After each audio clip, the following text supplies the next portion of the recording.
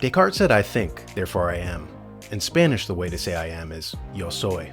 Modern Western weaklings, otherwise known as NPCs, affirm their pride by declaring, "I think, therefore I soy."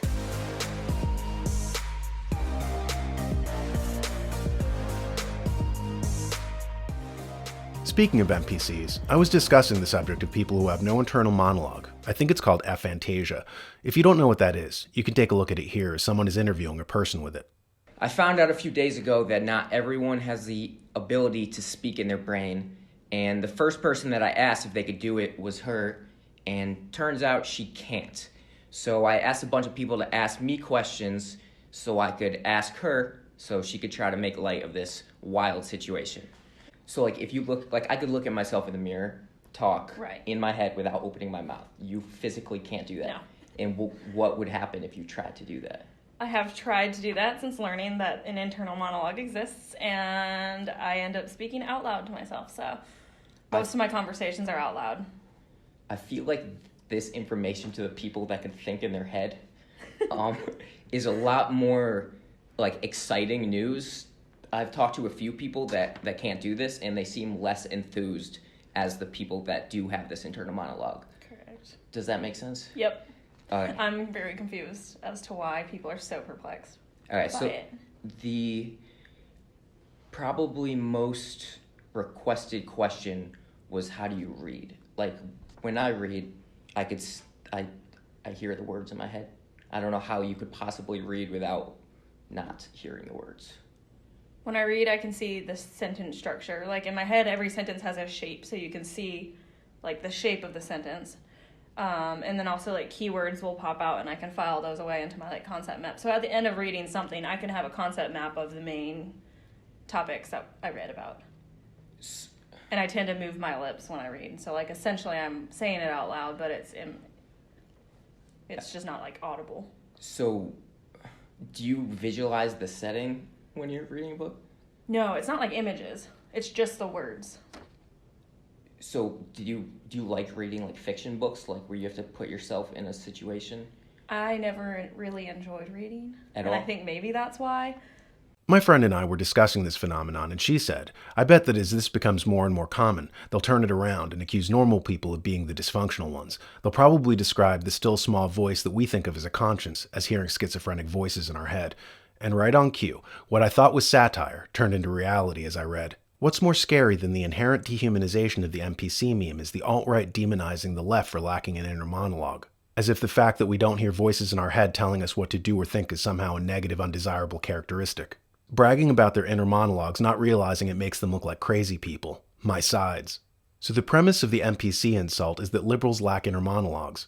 Someone tell them that you're not supposed to hear voices in your head. At any rate, just as my friend predicted, they turn their handicap into a badge of pride, not understanding that if you don't have the still small voice of conscience, if you don't have a rich interior world, you're not self-directed. Instead of you guiding yourself from within, you're being led and guided from without. Instead of a conscience, you have social media telling you what to do, what to think, what values you should have. French social scientist Gabriel Tarde worried about this as early as the 1880s. He noticed that mass media was having a deleterious effect on the populace. Instead of sharing their own anecdotes or impressions, people increasingly used newspaper articles as the basis for their small talk. He wrote, "We shall never know and can never imagine to what degree newspapers have transformed, both enriched and leveled, unified in space and diversified in time, the conversations of individuals, even those who do not read papers, but who, talking to those who do, are forced to follow the grooves of their borrowed thoughts. One pen suffices to set off 1,000,000 tongues." He was worried at the effect of mass media and how it created what never existed before, unanimity of thought. Instead of being an original individual, people were turning into products of mass culture. Like products mass-produced on an assembly line, individuals are not encouraged to go within for answers, but to get boilerplate answers and opinions from electronic devices, which are now essentially extensions of the human neurological system. Kids are plugged in and cut off from themselves. There's an article entitled, "Kids Are Losing Their Empathy, and Technology Has a Lot to Do with It." In the article we read, "Among the compelling evidence that Dr. Michelle Borba presents is University of Michigan research that suggests today's college students are 40% less empathetic compared to their peers 30 years ago. Meanwhile, the levels of narcissism have increased by 58%. An educational psychologist and parenting expert, Borba sees these damning trends in the rise of bullying in schools and the massive popularity of the selfie among other cultural phenomena. This was, of course, even before the COVID thing.